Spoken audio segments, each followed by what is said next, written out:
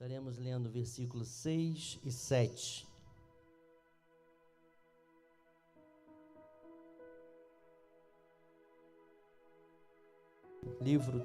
Primeiro livro de Samuel, capítulo 16, versículo 7. Diz assim a palavra do Senhor: E sucedeu que, entrando eles, viu a Eliabe e disse: Certamente está perante o Senhor o seu ungido. Porém o Senhor disse a Samuel: Não atentes para a sua aparência, nem para a altura da sua estatura, porque eu tenho rejeitado. Porque o Senhor não vê como vê o homem, pois o homem vê o que está diante dos olhos, porém o Senhor olha para o coração. Feche seus olhos. Senhor nosso Deus, nós te louvamos e bendizemos o teu santo nome. Queremos te agradecer, ó Deus, por mais essa oportunidade que nos concede. Agora, Senhor, que o teu Espírito Santo continue a tomar o primeiro lugar. Que toda honra e toda glória seja dada a ti. Que eu seja um instrumento nas tuas mãos para a edificação da tua igreja. E que tudo, ó Deus, seja para louvor e glória do teu nome. Desde já te agradecemos pela tua palavra, que é viva e eficaz. Assim nós oramos em nome de Jesus. Amém. Irmãos, nessa época aqui o rei era Saul. E por inúmeras desobediências, Deus chama o profeta Samuel e diz: olha, eu tenho rejeitado Saul. E eu já tenho escolhido um novo rei. E ele diz: olha, vá até a casa de Jessé, que eu vou te mostrar a quem você vai ungir para ser o novo rei. E o profeta, irmãos, ele ainda reluta um pouco, porque ele diz: olha, Saul vai saber e vai me matar. E Deus dá toda uma direção ao profeta para chegar até Belém. E ali chegando, já na cidade, os anciãos, as autoridades locais ali já ficaram preocupados e perguntam a Samuel: olha, você vem de paz? E ele diz que foi ali para sacrificar. Todo um contexto para ungir quem haveria de ser o novo rei de Israel. E ali ele chega na casa de Jessé, fala com Jessé, e Jessé já chama os seus filhos, e ele começa. O primeiro que ele avista foi Eliabe. E ele olha aquele jovem, aquele rapaz, e ele olhou, aquele homem tinha todas as características. E ele diz: certamente está o ungido do Senhor. E dentro desse contexto eu quero tirar algumas lições para a nossa vida. E a primeira lição diz o seguinte: as aparências podem nos enganar muito facilmente. Quem nunca foi enganado por uma aparência? Quem nunca sofreu por se deixar levar por alguma aparência? Aparência de pessoas, como aconteceu com o profeta Samuel. A aparência, ela revela somente parte da nossa identidade. Mas às vezes a gente acha que a aparência já revela aquilo que está no nosso coração. E o profeta olha aquele jovem de boa estatura, de boa aparência, e no coração dele ele não tem dúvida. É esse que deve ser, que provavelmente vai ser o rei escolhido. E Deus diz a ele: não é esse, porque eu não vejo a aparência, eu vejo o coração. E a Bíblia, irmãos, relata alguns casos de aparência. Se a gente for lá em Mateus, capítulo 23, 27, 28, a gente vê sobre os fariseus. Homens que diante do povo tinham uma reputação, homens que conheciam as leis, mas Jesus conhecia o coração deles. E Jesus disse: ai de vós, escribas e fariseus, hipócritas, pois que sois semelhantes aos sepulcros caiados, que por fora realmente parecem formosos, mas interiormente são cheios de ossos de mortos e de toda imundícia. Assim também vós exteriormente pareceis justos aos homens, mas interiormente estáis cheios de hipocrisia e de iniquidade. Homens que, aparentemente, tinham uma boa presença, mas só Jesus sabia do coração. E quem olhava os fariseus à primeira vista também tinha essa impressão. Isso mostra o quanto somos fáceis de sermos enganados. O profeta, irmãos, ele olha e ele não tem dúvida nesse primeiro momento, diante daquilo que ele olhou, diante daquilo que parecia ser a melhor escolha. Aos olhos dele, aquele homem, aquele jovem, aquele guerreiro que fazia parte do exército do rei, ele fazia parte porque ele era um soldado, ele tinha destaque, ele tinha um porte físico, ele tinha uma aparência. E imediatamente ele chega a essa conclusão: é esse. E quando Deus diz que, olha, não vê o coração, vem o segundo, Abinadab, ele olha e Deus diz: não é esse. Ele olha novamente o próximo e Deus diz: olha, não é esse.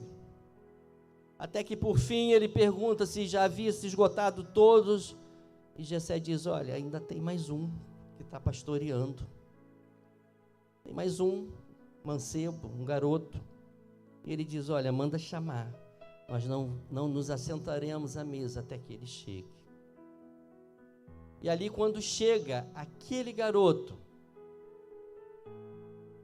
Deus confirma: é esse que eu tenho contemplado o coração, é esse que tem me agradado.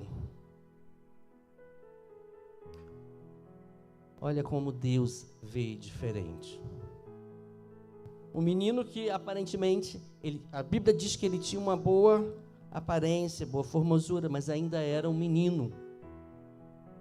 Mas Deus escolhe, porque Deus viu o coração daquele jovem. Outro relato bem importante, irmãos, de aparência que confundiu até os discípulos, foi o relato sobre Judas. Diante dos discípulos, Judas não tinha nada que pudesse reprová-lo diante do olhar dos discípulos. Mas Jesus sempre dizia: olha, um é diabo. Um não tem esse compromisso todo comigo. E no momento certo ele se revelou. Mas a aparência de Judas não era de traidor. A aparência de Judas, diante da visão dos discípulos, não era de alguém que poderia fazer algum mal. Mas os discípulos foram enganados. Se eu ou você também fosse um discípulo na época, provavelmente também seríamos enganados.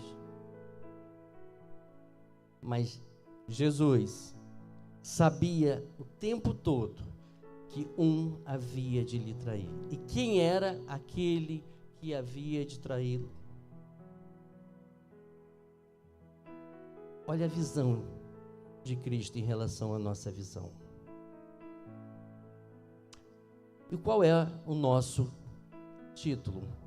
O que Deus vê quando olha para dentro do seu coração. Você já imaginou, irmãos? Será que eu olho para dentro do meu coração e eu mesmo me engano? Pode acontecer?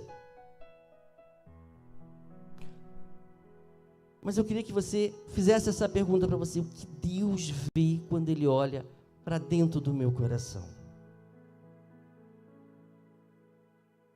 Talvez, irmãos, o seu pai, a sua mãe olhe para você e veja algo diferente. Mas Deus vê muito além. A Bíblia não fala nada sobre Eliabe, ou muito pouco, fala, mas muito pouco, sobre os irmãos de Davi. Mas a gente não percebe que eram homens tão ruins. Só que Jesus conhecia o coração. Ele sabe exatamente o passado, o presente e o futuro. Talvez aquele irmão que o profeta julgou ser o ideal para rei, pudesse vir a ser muito pior do que o rei Saul. O profeta viu aquela aparência, aquele momento, mas Deus já sabia o que seria lá na frente. E Deus disse ao profeta: eu o tenho rejeitado. Porque provavelmente o que havia dentro daquele homem não era algo bom, algo que Deus aprovasse. E quando Deus olha para dentro do nosso coração, Ele sabe exatamente o que pode ser reprovado. E imagina, irmãos, diante de uma situação dessa, ser reprovado diante de um olhar de Deus. Ser rejeitado por algo que você ainda nem fez, mas que provavelmente irá fazer. E Deus, já sabendo, diz: eu o tenho rejeitado. E foi assim com os irmãos de Davi: eu os tenho rejeitado. E houve também, irmãos, em Mateus 7,15, pedi a Rebequinha para colocar.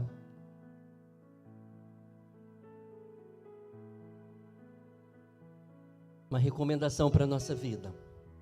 Acautelai-vos, porém, dos falsos profetas, que vêm até vós vestidos como ovelhas, mas interiormente são lobos devoradores. Existem pessoas, irmãos, que podem estar ao nosso redor com uma boa aparência, mas que aos poucos dissemina algo com aquela aparência de bom moço, mas que interiormente, irmãos, são perigosos, que podem fazer uma ruaça na nossa vida, na nossa casa, na nossa família. Então a Bíblia, ela nos adverte quanto ao cuidado com a aparência. Irmãos, quantas pessoas, se você entrar na internet principalmente, cada coisa que falam, que se apresenta de uma forma, e tem um montão de seguidores, mas que tem se apresentado como conhecedores da palavra, mas são falsos profetas, são lobos devoradores. E como a nossa visão ela é limitada, ela não consegue ver o interior. E às vezes a gente acaba dando crédito a uma pessoa que você nem conhece, a uma pessoa que está lá só na internet falando, e deixa de dar crédito a uma pessoa que você conhece toda a vida, que tem falado aquilo que exatamente que está na palavra de Deus. A gente para ouvir, e aquilo acaba nos influenciando, mudando o nosso comportamento. Aparência de homens íntegros, mas é só a aparência. O interior não tem nada a ver com a palavra de Deus, com o comportamento que se espera de um homem de Deus. Acautelai-vos, ou vigiai, esteja atento quanto àqueles que têm se apresentado diante da sua casa. Aqueles que sorrateiramente deixam uma palavra de dúvida para a sua vida, para o seu casamento.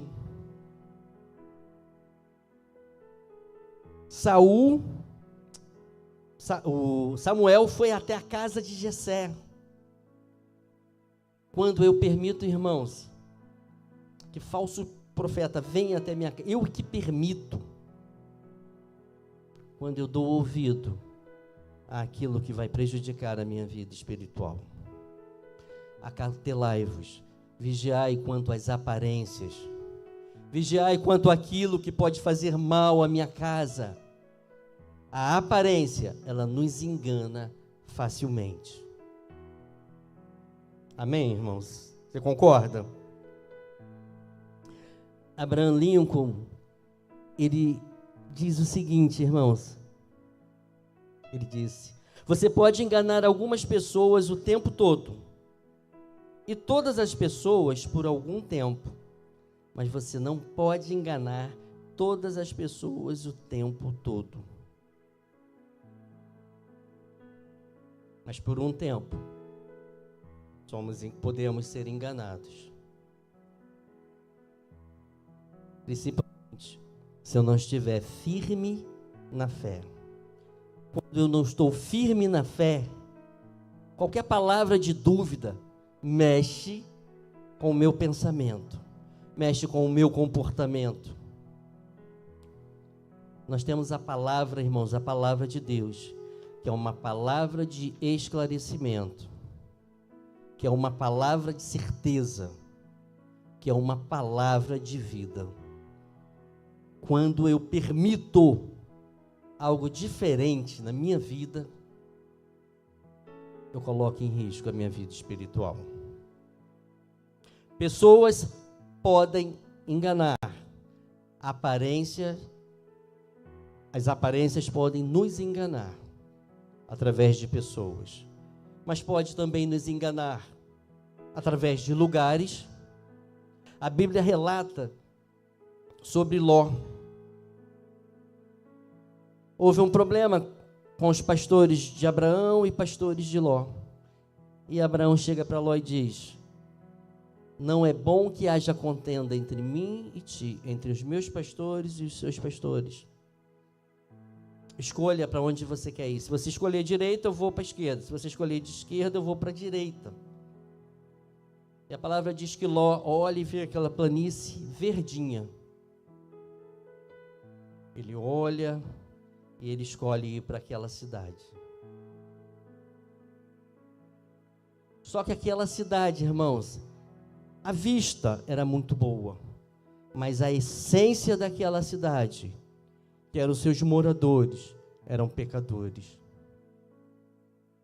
E ele leva toda a família para aquele lugar que tinha uma aparência muito boa. Não é assim? Quando você escolhe algo, às vezes a gente escolhe muito pela aparência, mas ele esqueceu de ver quem eram os moradores. E aí ele leva a família para aquele lugar. Ele leva a família para o meio dos pecadores. E o final não foi muito bom. Aquele lugar que tinha uma aparência de uma ótima cidade, era o centro do pecado da época. Tanto que Deus depois veio destruir Sodoma e Gomorra. Quantas escolhas, irmãos, fazemos pela aparência. E às vezes a gente em viagem passa assim por uma cidadezinha, né? A gente pensa, que cidadezinha boa, bonita, deve ser muito bom de morar. É normal isso acontecer na nossa vida. Não é normal, é não ter a direção de Deus. Isso não é normal. Toda escolha feita na direção de Deus, irmãos, é diferente. Não se leva em consideração somente as aparências. Quando você vai na direção de Deus, não tem como dar errado.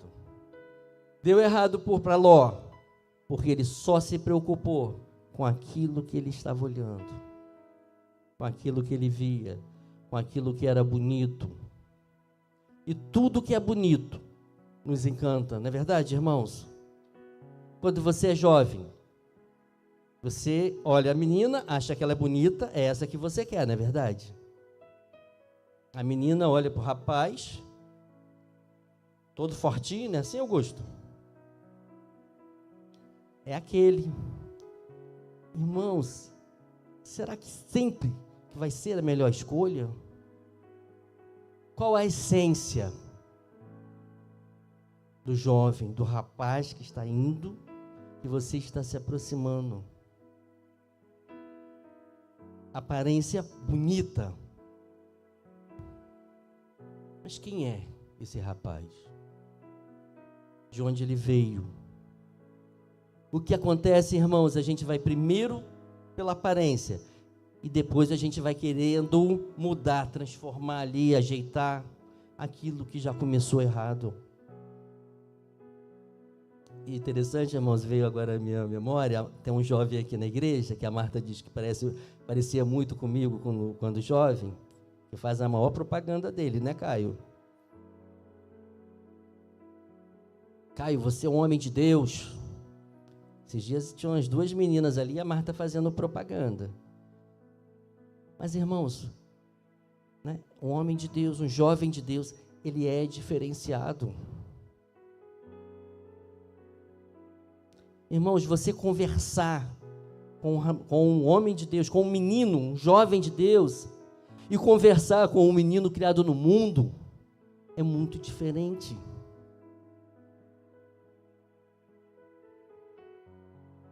Qual a melhor escolha? A aparência ou a essência? Qual é melhor para a sua vida, irmãos? Aquilo que Deus tem preparado ou aquilo que você tem escolhido? Normalmente a gente quer pegar aquilo que Deus tem preparado, aquilo que a gente tem escolhido e adaptar naquilo que Deus tem preparado. Não funciona dessa forma. Não era aquilo que Deus tinha para a vida de Ló. Deus tinha algo muito melhor, como Deus tem algo muito melhor para a sua vida. Às vezes, irmãos, nós temos o sentimento de perda. Algo não aconteceu como a gente planejou, vem aquele sentimento de perda. E quando você acha que perdeu alguma coisa, te incomoda, você perde até a noite de sono. Deus tem algo muito melhor para a sua vida. Você pode dizer glória a Deus? Você pode dizer glória a Deus?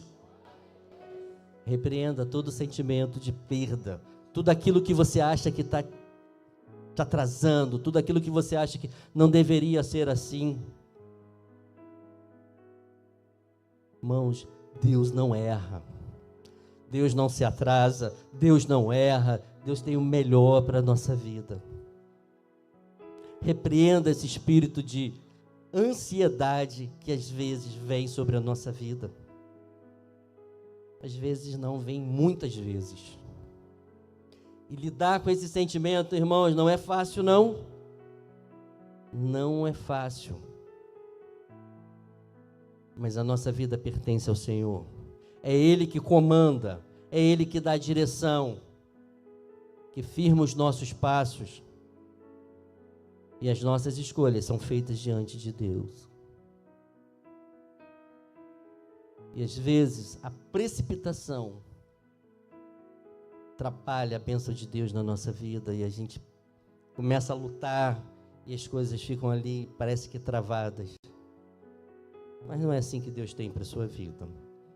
Amém, irmãos? Vamos prosseguir? Falei de lugar que a gente pode confundir. Coisas. Em Gênesis, Mateus 21, pedi a Rebeca para colocar, 18 e 19. E de manhã, voltando para a cidade, teve fome, Jesus. E avistando uma figueira perto do caminho, dirigiu-se a ela e não achou nela senão folhas. E disse-lhe: nunca mais nasça fruto de ti.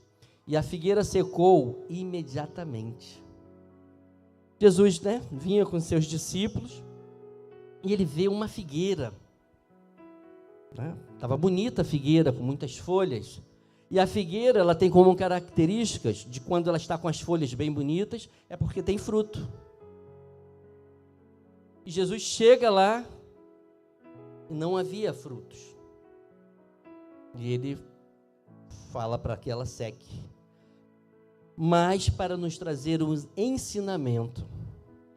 Porque aquela figueira, ela estava ali enganando. Porque ela tinha uma boa aparência. E por ter aquela aparência, ela deveria ter frutos. Mas ela não tinha frutos. Ela enganava. Todos aqueles que se aproximavam para buscar frutos, ela não tinha. Mas ela era toda bonita, toda frondosa. Você já viu algo assim? Que tem uma boa aparência, mas é só aparência.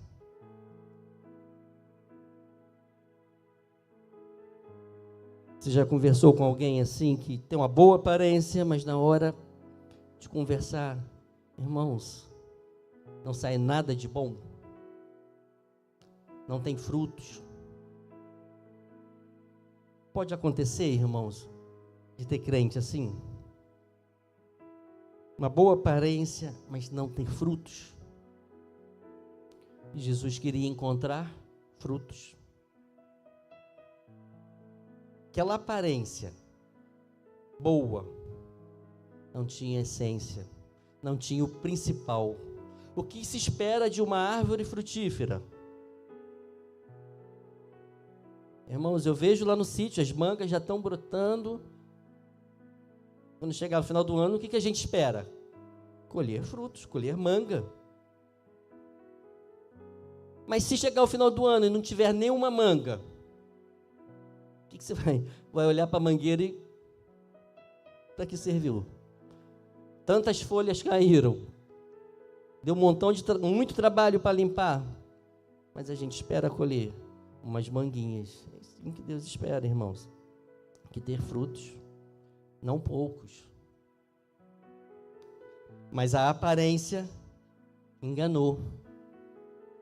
Lógico que Jesus já sabia que ali não havia frutos, mas ele queria ensinar aos seus discípulos. Ele queria nos deixar esses ensinamentos. Árvore frutífera é para dar frutos. E você vai dizer ao seu irmão: você é uma árvore frutífera. Uma árvore bem bonitinha, que dá muitos frutos. Esse é o nosso objetivo. Estamos aqui nessa noite porque queremos frutificar cada vez mais. Queremos que o nosso Deus encontre muitos frutos na nossa vida. E que esses frutos, irmãos, sirvam não somente a nossa casa, mas a todos aqueles que convivem conosco. Todos aqueles que estão ao redor venham desfrutar dos nossos frutos. Você pode dizer glória a Deus? Mas é muito ruim, irmãos, quando você tenta ver algo e se sente enganado. Quinta-feira, irmãos, essa semana foi muito interessante. Eu fiz o planejamento do meu dia, né? Eu sabia que a bomba lá da ilha não estava puxando água. Falei, meu Deus, vou lá consertar. Aí, pelo sintoma que me relataram, falei, não, isso é a válvula do poço artesiano. É uma válvula. 20 minutos eu vou trocar. E aí faço isso, depois faço isso. Irmãos, e parecia que estava tudo, era isso mesmo. Não tinha. Cheguei lá rapidamente, tirei o cano, troquei a válvula e o problema persistiu. Aí aquilo que era 20 minutos já estava em 1 hora. Aí eu tirei a válvula de novo e olhei, irmãos, foi passando. Depois eu cheguei à conclusão, eu me enganei.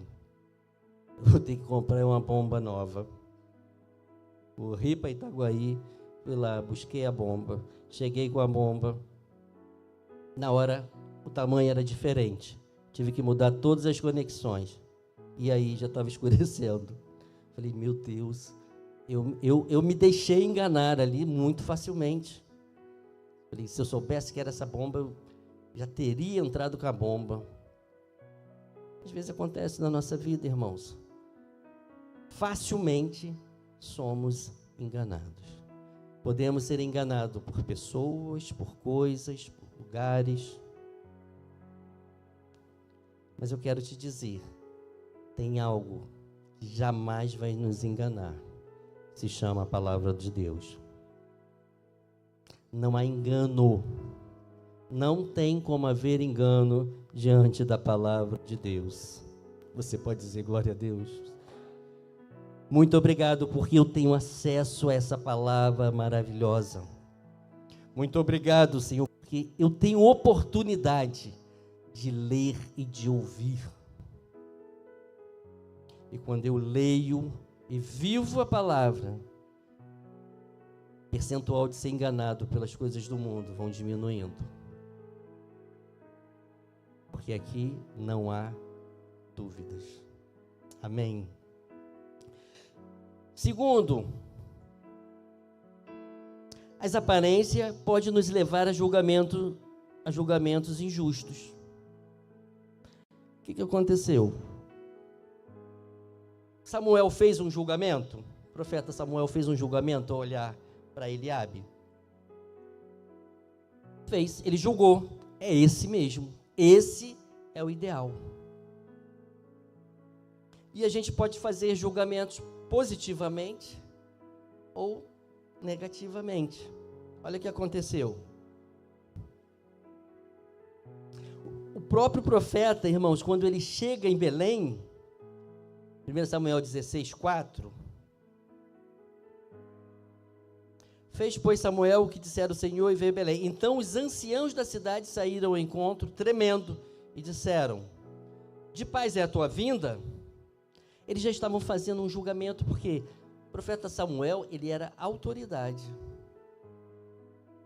E eles pensaram assim, e alguma coisa aconteceu. Jesus também passou por isso, por um julgamento injusto. 1 João 1,46.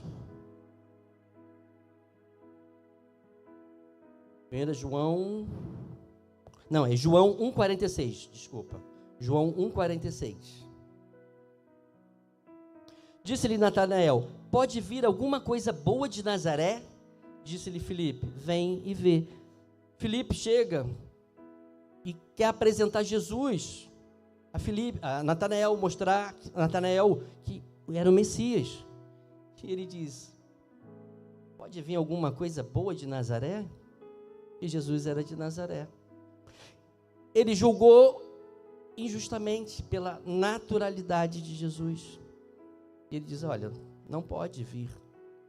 Às vezes, irmãos, a gente comete alguns erros injustamente. A gente julga. Eu conheci uma pessoa que ele não aceitava no grupo de trabalho se fosse baiano branco ou gaúcho negro. Ele dizia: é impossível de ser uma boa pessoa. O preconceito dele era tão grande que ele não aceitava se o baiano fosse branco. Ele achava, não, baiano tem que ser negro. E o gaúcho não podia ser negro, tinha que ser branco. Irmãos, olha que julgamento injusto. Às vezes nós julgamos por aparência, pela condição, pela roupa, pela situação que a pessoa vive. A nossa mente tem essa capacidade de muito rapidamente efetuar um julgamento. E a gente tem que estar atento, tem que ter cuidado, porque senão a gente acaba se deixando levar pelo homem natural.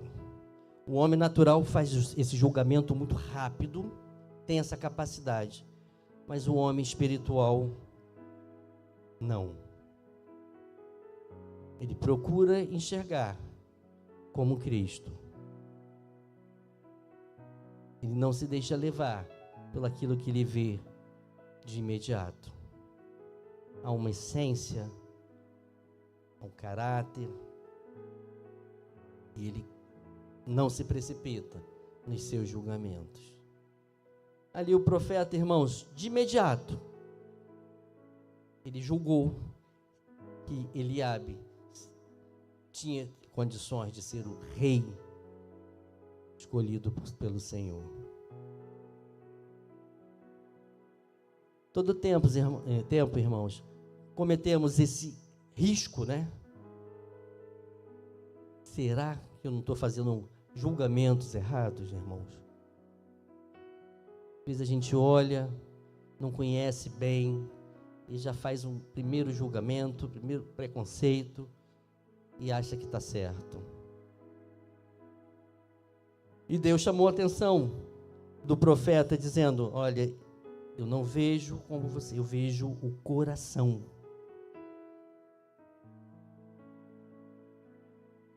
Por mais que sejamos entendidos em algum assunto, não conseguiremos jamais ver o que se passa dentro do coração de uma pessoa. Somente Deus. Irmãos, só Deus tem essa capacidade de saber exatamente o que se passa no seu coração, o que se passa na sua mente, seu caráter. E a gente precisa ver como Deus vê. Senhor, me dá direção para que eu não seja injusto com o meu irmão. Me dê direção para que eu não seja injusto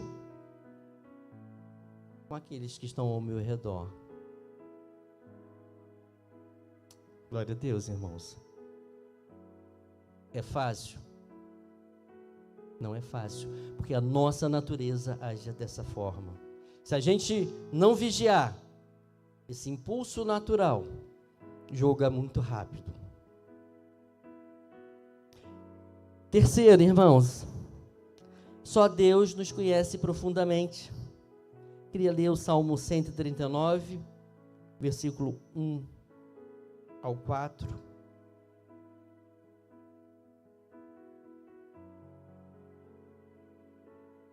Senhor, Tu me sondaste e me conheces. Tu conheces o meu assentar, o meu levantar. De longe entendes o meu pensamento. Cercas o meu andar e o meu deitar, e conhece todos os meus caminhos.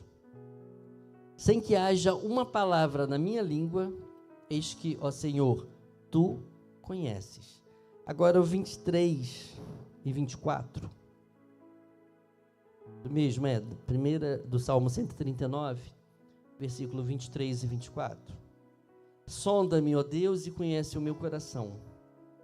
Prova-me e conhece os meus pensamentos. E vê se há em mim algum caminho mau, e guia-me pelo caminho eterno. Irmãos, Davi tinha um histórico. Deus conhecia aquele jovem, conhecia o caráter, aquele jovem que era pastor de ovelhas.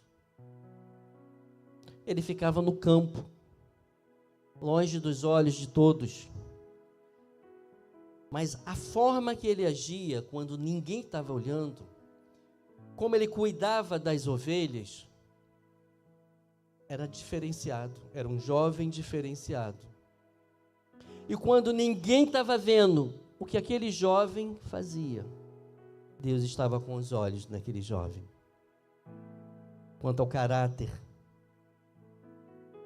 ele poderia deixar as ovelhas de qualquer jeito, mas a palavra diz que ele defendia contra o leão, contra o urso. O comportamento daquele jovem agradou o coração do Senhor. E Deus chega a dizer que ele tinha um coração, ele era segundo o coração de Deus. Olha, irmãos, como Deus conhece o nosso coração, como Ele conhece a nossa mente, aquilo que a gente pensa. Posso olhar aqui, pastor Marcos, pastor Delci, não sei o que eles estão pensando, mas Deus sabe exatamente. Sonda o nosso coração, né? O Augusto está ali tocando o teclado e ele está sendo sondado, irmãos. Para Deus não existe só aparência. E Davi foi escolhido por essas qualidades, por um comportamento que ele tinha, por um pensamento, enquanto ninguém estava vendo. E o que ele fazia com primazia, ele fazia com excelência. Aquele garoto agradou o coração de Deus. Por isso Deus não permitiu que o outro fosse ungido em seu lugar. Deus olhava para Davi e se agradava. Sabia tudo o que ele fazia, mesmo ele estando isolado. Deus olha para mim e para você, sabe tudo sobre a nossa vida, sobre o nosso passado, sobre o nosso presente, sobre o nosso futuro. Uma escolha. E o profeta ali, irmãos, vê Eliabe,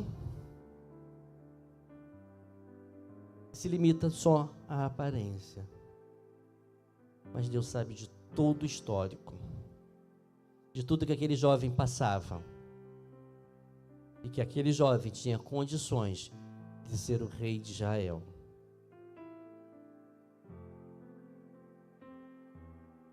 Deus sabe o nosso histórico completo. Sou casado há 35 anos, conheço a minha esposa bastante, mas só Deus a conhece no profundo, muito mais do que eu. Conhece o deitar, o levantar, conhece, sabe exatamente o que ela vai fazer. Irmãos, é esse Deus que nós servimos, que sonda o nosso coração, conhece a nossa vida e que quer cuidar. E o profeta, irmãos, no primeiro momento ele não entende, mas ele obedece ao Senhor e se mantém. Só que existe um risco, irmãos, da gente caminhar só preocupados com a aparência. Há um risco de caminhar sem lembrar que Deus sonda o nosso coração. Há um risco de caminhar sendo como uma figueira, com folhas bonitas, sem frutos. Ministério Levítico pode vir, irmãos. E é quanto a isso que eu quero chamar a atenção. A nossa aparência pode ser muito boa, mas o mais importante é o nosso interior. Eu posso ser visto como um crente, mas Deus precisa enxergar em mim, no meu coração, aquilo que Ele quer, aquilo que Ele agrada. E eu vou pedir que você, nesse momento, reflita sobre a sua vida espiritual. Você consegue responder exatamente a pergunta? O que Deus vê quando olha para dentro do meu coração? Será que somente folhas? Será que é só aparência? Será que é só isso que Deus quer ver no meu coração? Irmãos, a gente tem que estar vigilante. Porque a agitação, corre do dia a dia, pode nos tornar somente religiosos. Não é isso que Deus tem para a nossa vida. Deus tem muito mais para a nossa vida do que vir à igreja. Precisamos vir à igreja, mas precisamos buscar esse Deus de todo o nosso coração, todas as nossas forças, todo o nosso entendimento. Meditar na sua palavra. Sabe por quê? Senão a nossa mente é ocupada com coisas do mundo. Eu já tive perto da minha casa, irmãos, uma música do mundo que tocava. Eu já não aguentava mais. Um dia eu acordei, parecia que eu ia começar a cantar aquela música. Falei, misericórdia, tem que repreender. Para medita na palavra de noite. Nosso coração, a nossa vida, irmãos, precisa encher com as coisas de Deus. Eu não posso ter uma vida espiritual somente de aparência. Eu não posso viver de forma relaxada diante de Deus. Dizer, sonda o meu coração, vê se há em mim algum caminho mau. Me corrija. Me corrija, porque eu não quero ser rejeitado. Me corrija, porque eu quero agradar ao coração de Deus. E a correção, no primeiro momento, ela parece não ser boa, mas o efeito, o resultado final, vai me conduzir à vida eterna. E hoje eu quero que você saia daqui nessa noite com a resposta diante dessa pergunta: o que Deus tem visto dentro do meu coração? Qual tem sido o meu comportamento diante de Deus? Se o profeta fosse na minha casa hoje, como seria? Eu vejo com o coração. Esse é o ungido, esse é o escolhido. Talvez ali diante dos irmãos, ali criou-se uma expectativa. E aquele mais humilde foi escolhido. Aquele coração que agradava ao Senhor é que foi escolhido. Eu creio que você está aqui nessa noite, irmãos, porque Deus tem falado ao seu coração. Você sabe que o quanto é importante buscar a presença do Senhor. Você sabe o quanto é importante estar em comunhão na casa do Senhor. Vivemos dias difíceis, por isso a necessidade de vigilância. Vivemos um período de muitas atividades, e se eu não vigiar, eu me envolvo com muitas atividades e deixo de buscar a presença do Senhor, como Ele quer. Não posso viver de aparência, mas eu preciso viver de acordo com a palavra de Deus. Você pode se colocar de pé?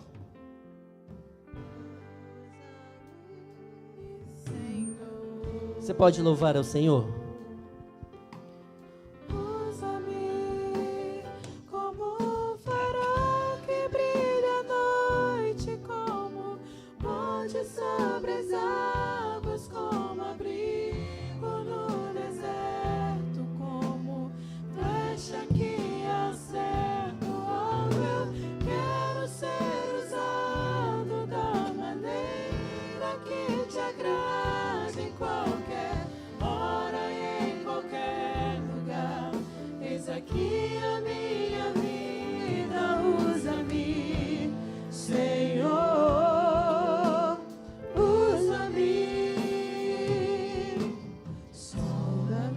Senhor, e me conheces.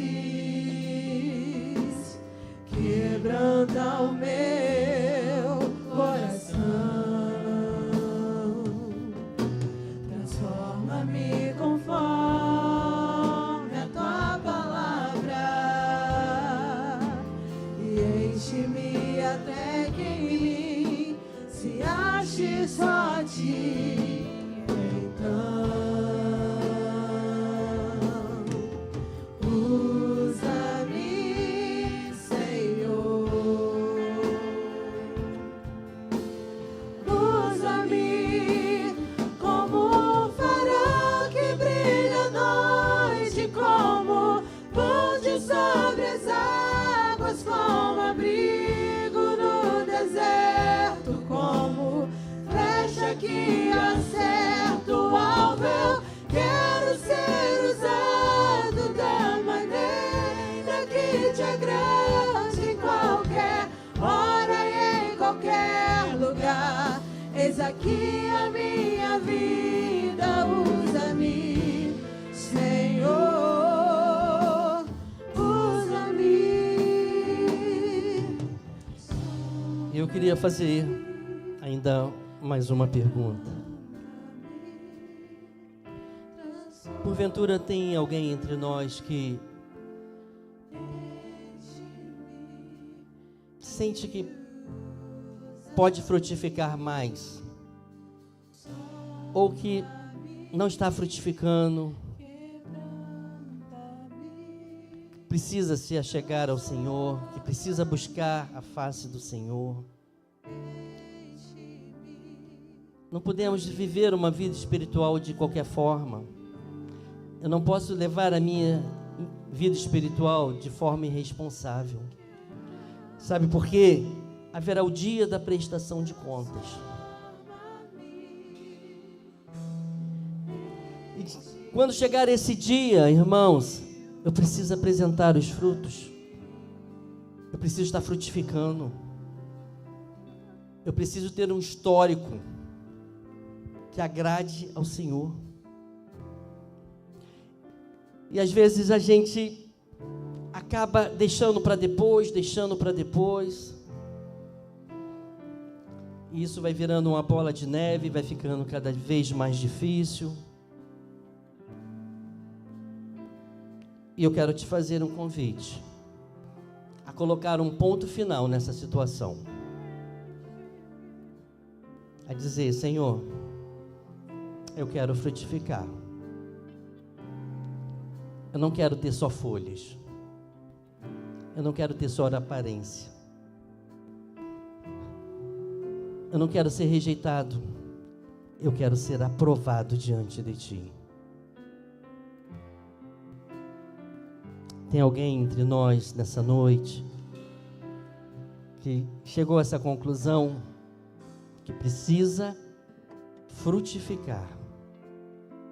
Está com a vida estacionada, mas não foi esse o chamado de Deus para a sua vida. Não é isso que Deus tem preparado para a sua vida. Você sabe, porque o Espírito Santo tem confirmado no seu coração. O seu chamado é para frutificar. Vidas que estão próximas a você ainda não foram alcançadas, porque você ainda não se posicionou.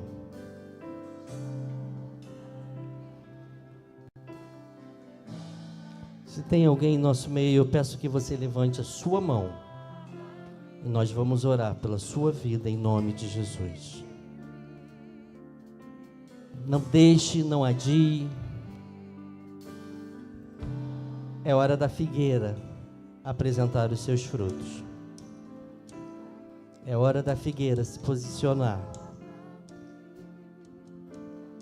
entregar os frutos ao Senhor e declarar: Senhor, eis-me aqui. Eu quero mudança para a minha vida. Eu quero prosseguir. Eu quero avançar com a minha vida espiritual, em nome de Jesus. Alguém em nosso meio, basta que você levante as suas mãos e tome essa posição diante do Senhor.